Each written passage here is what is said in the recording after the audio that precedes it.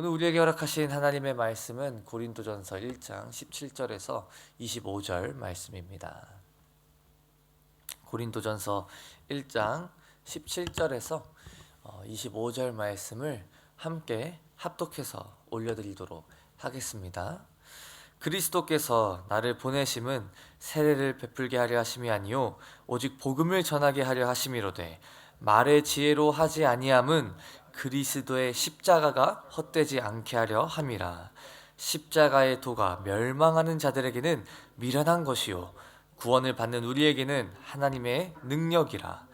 기록된 바 내가 지혜 있는 자들의 지혜를 멸하고 총명한 자들의 총명을 패하리라 하였으니 지혜 있는 자가 어디 있느냐 선비가 어디 있느냐 이 세대의 변론가가 어디 있느냐 하나님께서 이 세상의 지혜를 미련하게 하신 것이 아니냐 하나님의 지혜에 있어서는 이 세상이 자기 지혜로 하나님을 알지 못하므로 하나님께서 전도에 미련한 것으로 믿는 자들을 구원하시기를 기뻐하셨도다. 유대인은 표적을 구하고 헬라인은 지혜를 찾으나 우리는 십자가에 못 박힌 그리스도를 전하니 유대인에게는 거리끼는 것이요 이방인에게는 미련한 것이로되 오직 부르심을 받은 자들에게는 유대인이나 헬라인이나 그리스도는 하나님의 능력이요 하나님의 지혜니라. 하나님의 어리석음이 사람보다 지혜롭고 하나님의 약하심이 사람보다 강하니라. 아멘. 고린도전서 1장 17절에서 25절의 말씀을 가지고 진정한 지혜라는 제목으로 함께 은혜를 나눠보고자 합니다. 고린도전서 1장 전반부에 사도 바울이 이제 모든 서신서에 나오는 공통점처럼 인사를 하고 난 이후에 이 편지를 쓰기 시작한 그 이유와 그 목적들을 이제는 나열하기 시작하고 있습니다. 이제 본격적으로 교회 안에 있는 문제들을 하나하나씩 짚어가면서 편지를 쓰기 시작한다라는 것이죠.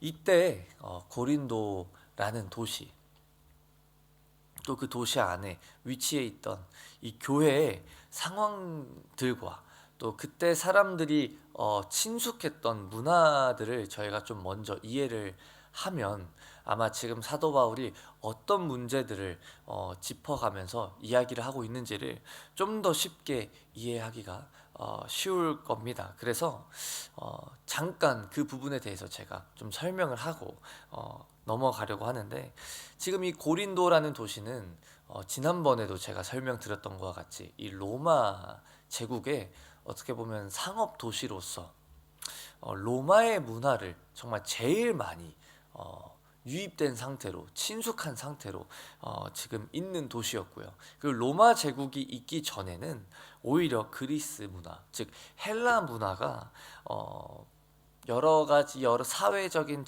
여러 전반적인 그런 부분들의 모든 영역에 만연해 있었던 그런 도시였기 때문에 참 흥미롭게도 헬라 문화와 또 로마 문화들이 복합적으로 섞여서 사람들의 인식 속에 그리고 생활 방식과 그 패턴 속에 이렇게 내재가 돼 있었던 그런 도시가 바로 고린도 도시였습니다.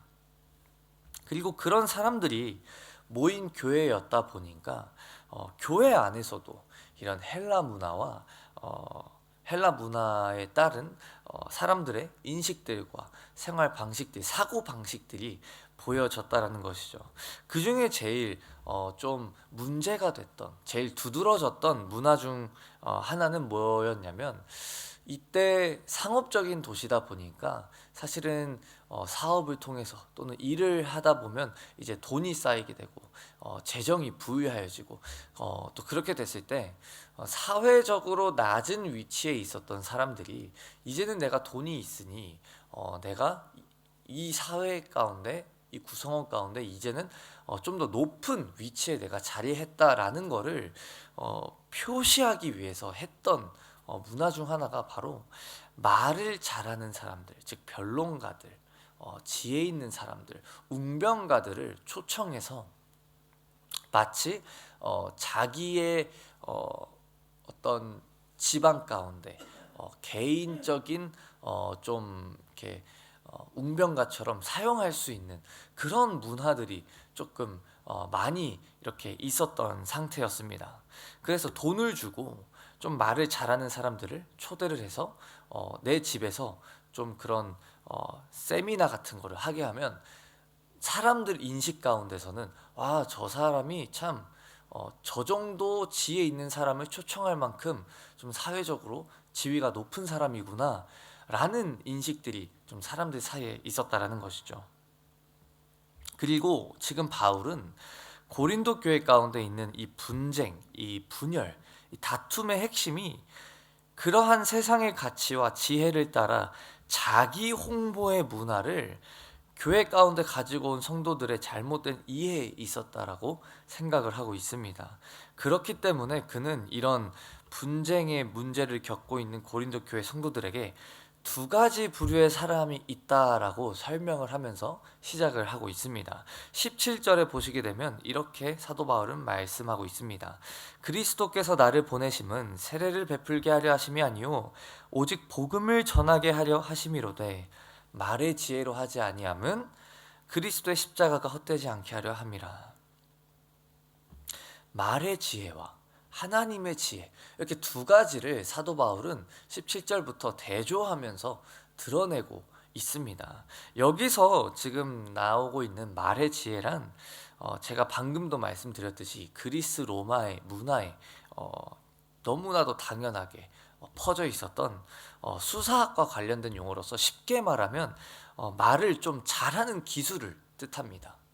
말을 좀 화려하게 하고 말을 좀 논리적이게 누가 들어도 정말 사람들의 그 마음을 매료시킬 수 있는 그런 매력적인 어떤 수사학적인 기술을 사용하는 사람들을 가리켜서 말의 지혜라고 사도 바울은 말하고 있다라는 것이죠.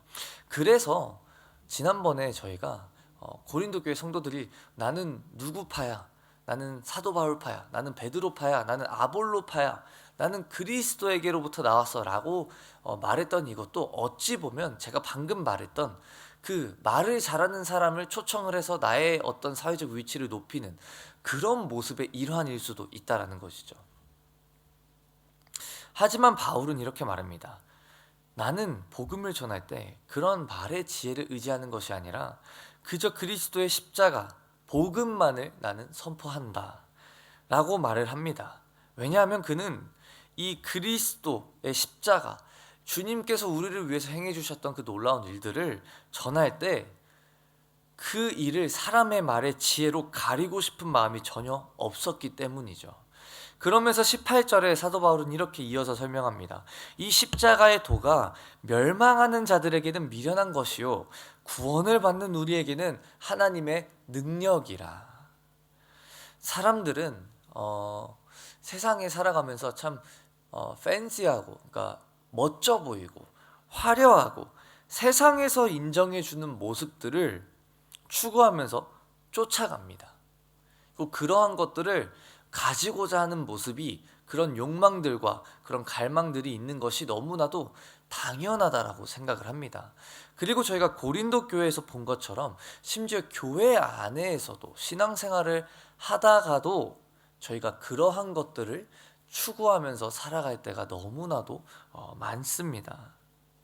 하지만 주님의 성도라고 여겨지는 우리들은, 주님을 닮아가야 하는 우리들이기에 사도 바울은 세상에서는 미련하다라고, 바보라고 생각하는 그 십자가의 도를 성도들에게 제시하고 있다라는 것이죠.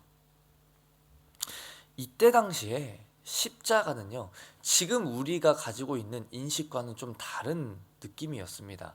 지금 저희는 십자가를 딱 보게 되면 세상 사람들은 아마 병원, 사람을 살리는 곳, 중요한 곳, 좀 되게 긍정적인 이미지를 가지고 있을 것입니다.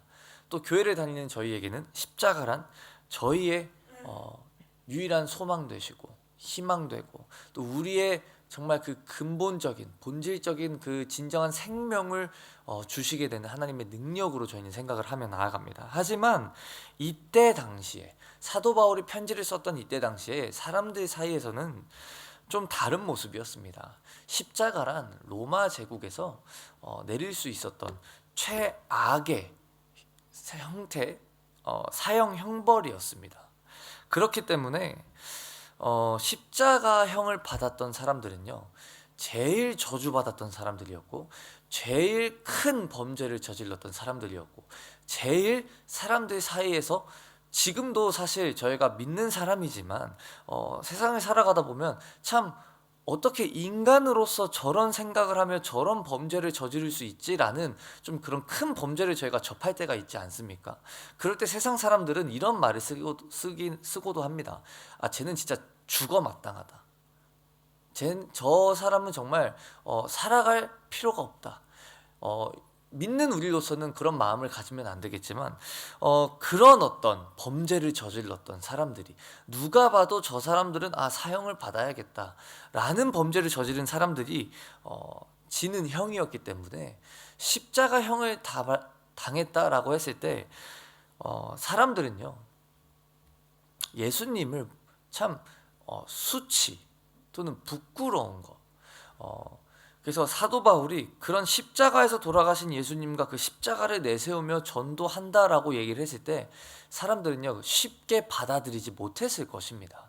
왜냐하면 지금 나는, 그러니까 거기 퍼져 있던 문화는 나를 내세워야 되고, 오히려 심지어 지혜 있는 사람을 초청을 해서 나의 사회적인 위치를 높여야 되는데, 그 제일 부끄럽고 제일 낮은 거라고 여겨졌던 십자가를 우리가 내세워야 한다고 하니까 이해하기가 쉽지 않았다라는 것이죠. 세상의 기준으로 보면 가장 비천하게 삶을 마무리하셨던 그 예수님. 하지만 그 제일 낮은 자리로 가셨던 예수님의 희생이 있었기에 제일 낮은 곳에 있었던 죄인된 우리들이 우리의 죄악을 용서함 받고 하나님 앞에 나아가게 되는 줄 믿습니다. 그렇기에 믿는 우리에게는 그 십자가가 수치가 아니라 하나님의 능력이 된다는 것입니다. 그래서 19절에서 21절에 이렇게 사도 바울은 기록하고 있습니다. 기록된 바 내가 지혜 있는 자들의 지혜를 멸하고 총명한 자들의 총명을 폐하리라 하였으니 지혜 있는 자가 어디 있느냐, 선비가 어디 있느냐, 이 세대의 변론가가 어디 있느냐. 하나님께서 이 세상의 지혜를 미련하게 하신 것이 아니냐. 하나님의 지혜에 있어서는 이 세상이 자기 지혜로 하나님을 알지 못하므로 하나님께서 전도에 미련한 것으로 믿는 자들을 구원하시기를 기뻐하셨도다. 지금 여기서 언급되고 있는 지혜 있는 자, 선비, 변론가들, 총명한 자들은 아마 제가 이전에 설명드렸던 그 세상의 지혜로운 자들을 가리켜서 말하고 있는 것일 것입니다. 헬라 철학이 발달되어 있었던 교회였기 때문에, 그리고 그런 사람들이었기 때문에 분명히 십자가를 드러내는 것보다는 이런 지혜 있는 자들을 자기가 선망하는 또는 손님으로 모실 수 있는 그런 분들을 구하기에 좀 더 신경을 쓰고 혈안이 됐을 거고, 그러한 모습들이 교회 안에서도 드러났다라는 것이죠. 나는 아볼로의 사람이다. 나는 바울의 사람이다. 나는 그리스도의 사람이다. 그리고 그런 것들을 너무나도 당연하게 여겼을 것입니다. 그렇기에 사람들은 앞다투어 이름이 좀 유명한 사람들의 사람이라고 본인 스스로를 분류하며 다툼이 있고 분쟁이 있고 분열이 있었다라는 것이죠. 하지만 19절에서 21절 말씀은 정확하게 기록하고 있습니다. 그러한 것들은 우리로 하여금 구원으로 이끌지 못한다라는 것이죠. 아무리 세상에서 제일 중요하고 제일 귀중하고 소중한 거라고 여겨지는 그런 지혜, 그 세상의 말과 지식을 아무리 우리가 쌓아도 오히려 이런 것들은 우리로 하여금 하나님을 더 보지 못하게 한다라고 말씀하십니다. 하나님께 마땅히 영광을 올려드리기 위해 창조된 우리들이 그와 반대로 하나님의 영광은 온데간데 없고 나를 섬기며 나를 드러내며 나를 중심 삼는 그런 우상숭배, 즉 우리는 지혜라고 생각했는데 그런 지혜의 모습이 오히려 어리석음의 극치로 나타날 뿐이라는 것이죠. 세상의 것은 보기에 좋아 보일 수 있습니다. 아니, 오히려 매력적이게 포장되어져 있고 애초에 그런 모습으로 사람들의 관심을 사기 위해 만들어져 있는 것입니다. 그렇기 때문에 교회를 다니면서도 교회 안에서 이 세상의 것들을 같이 따라가고도 합니다. 그냥 그렇게 휩쓸려 가면서 사람들이 따라가니까, 사람들이 추구하니까, 내가 보기에 저게 참 좋아 보이니까 그런 모습들을 저희는 따라간다라는 것이죠. 하지만 오히려 미련하다 여겨졌던 그 십자가가, 아무도 거들떠보지 않았던 그 십자가를 사도 바울은 그 십자가 안에 하나님께 쓰임받았을 때 하나님의 능력이 된다라고 정확하게 기록하고 있습니다. 사랑하는 성도 여러분, 이러한 편지가 저희에게는 지금 나는 어떠한 모습이었었는지를 돌아볼 수 있게 해주는 축복이 되시기를 소망합니다. 세상에서 모두가 추구하는 가치들을 최고로 삼고 나아가고 있는지, 아니면 바보처럼 보이고 미련하게 여겨지지만 겸손히 주님의 형상을 닮아가며 그 십자가와 하나님의 가치를 오늘도 내가 붙들고 나아가는지, 오늘 우리에게는 이 십자가의 도가 미련한 것이 아니라 하나님의 구원을 이루게 해주시는 하나님의 능력으로 나타나시기를 주님의 이름으로 축복합니다. 그렇기에 22절부터 사도 바울은 이렇게 말합니다. 유대인은 표적을 구하고 헬라인은 지혜를 찾으나 우리는 십자가에 못 박힌 그리스도를 전하니 유대인에게는 거리끼는 것이요 이방인에게는 미련한 것이로되 오직 부르심을 받은 자들에게는 유대인이나 헬라인이나 그리스도는 하나님의 능력이요 하나님의 지혜니라. 하나님의 어리석음이 사람보다 지혜롭고 하나님의 약하심이 사람보다 강하니라. 고린도 교회 하나님을 믿지 않았던 사람들은요, 철학적인 사고를 높이 평가하는 문화가 있었습니다. 그리고 그와 반대로 유대인들은요, 표적을 구했다라고 합니다. 22절에 보시게 되면 유대인은 표적을 구하고 헬라인은 지혜를 찾으나, 그렇기 때문에 지금 이 사람들은요, 어떤 모습이 있었냐면 자신들이 겪고 있던 이 문제들과 사건들 역시도 자기가 이해할 수 있는 이해 범위 안에 있어야 했다라는 것이죠. 그러다 보니까 자신들이 습득한 어떤 지식들, 그런 경험들을 가지고 이 헬라 문화 속에서 자신들의 신앙생활을 이어갔다라는 겁니다. 그러니까 쉽게 말해 이게 어떤 모습이냐면, 신앙생활은 하는데 내가 경험한 거, 내가 알고 있는 거, 내가 이해한 지식들로만 신앙생활을 했다라는 것입니다. 즉 하나님께서 그 뒤의 것, 우리의 그런 어떤 지식과 우리의 지혜를 뛰어넘어 하나님의 일하심과 하나님께서 하실 수 있으심의 그 능력을 우리에게 보여주시고자 할 때 그저 우리의 경험과 우리의 지식으로 그걸 제한하면서 아니야, 저렇게까지는 못 하실 거야, 그냥 이 정도 안에서만 일하실 수 있을 거야 하면서 제한했다라는 것이죠. 즉 세상의 관점으로만 해석하고 세상의 방식으로만 모든 것들을 접근했다라는 것입니다. 그렇기 때문에 더욱더 부끄럽게 여겨졌던 십자가를 사람들은 내세우기보다 내가 가진 경험들, 내가 가진 지식들을 내세웠다라는 것이죠. 함께 지내다 보면, 특히 사회에서 일을 하다 보면, 또는 일뿐만이 아니라 교회 안에서도 부서에서 같이 섬기며 사역을 하다 보면 좀 같이 일하기 어려운 분들이 좀 계십니다. 어떤 분들이냐면 모든 것을 비관적인 어떤 관점에서 바라보시는 분들이 계십니다. 뭐만 해도 이건 열해서 안 돼, 이건 저래서 안 돼요, 이런 것들 때문에 이렇게 하면 안 되고 저런 것들 때문에 이건 이렇게 하면 안 됩니다 라고만 주장하시는 분들이 있다면 그 일 가운데, 그 사역 가운데 그 사역이 힘을 더 받아서 나아가기보다는 좀 더 지체되고 좀 더 더뎌질 확률이 높은 것 같습니다. 저도 제가 학생부 저기 시드니 순복음교회 여기 오기 전에 5년이라는 시간 동안 중등부와 고등부, 중고등부를 맡아서 담당을 할 때 제가 기도하며 감동을 받으며 여러 가지 사역들을 계획을 했었습니다. 왜냐하면 코로나 이후로 정말 모든 것들이 무로 돌아간 상태였기 때문에 모든 사역들을 새로 세워야 했었고 모든 틀과 형식을 새로 만들어야 했었던 그런 상황 속에서 제가 한번 이렇게 해보자라는 어떤 그런 교사들과의 회의 속에서 이렇게 한번 해보자, 이렇게 되면 너무 좋을 것 같습니다 라고 얘기를 했을 때 항상 정말 단 한 번도 예외 없이 저에게 이건 그래서 안 되고 이건 또 저래서 안 됩니다 라고 얘기를 해주셨던 참 감사한 선생님이 계셨었습니다.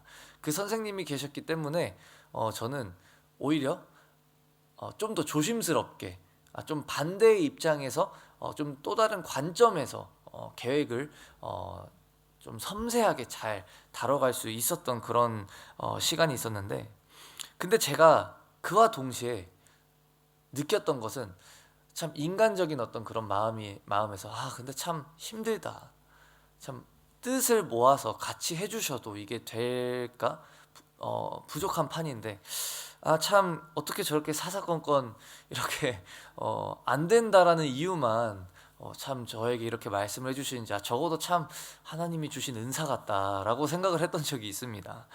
근데 물론 그분들의 입장을 제가 이해를 못하는 건 아닙니다. 당연히 걱정해야죠. 당연히 왜 안 될 수 있는지에 대해 고민을 하고 보완을 해서 나아가야 되는 것이 당연한 세상의 이치이고 지혜입니다. 하지만 그러기에 앞서 저희가 먼저 한계를 정해버리고 나아가면 거기에는 변화가 있을 수가 없다라는 것입니다. 그리고 저는 오히려 그런 의견들 속에서 더욱더 저의 어떤 왜냐하면 저는 기도하고 감동을 받으며 계획했던 사역이기 때문에 더욱더 제가 앞세우며 나아갔고, 결국에는 그러한 모습들 때문에 오히려 우리 학생부 사역이 더 활발하게, 더 우리 학생들이 하나님 안에서 좀 더 하나님과 가까워지게 되는 그런 사역들을 했던 기억들이 납니다. 그런 기억들을 통해서 우리 신앙생활도 똑같구나. 지금 이 유대인들과 이 헬라인들이 내 지혜와 내 지식과 내 경험으로만 하나님을 제한하고 있는 모습을 우리가 하고 있진 않나.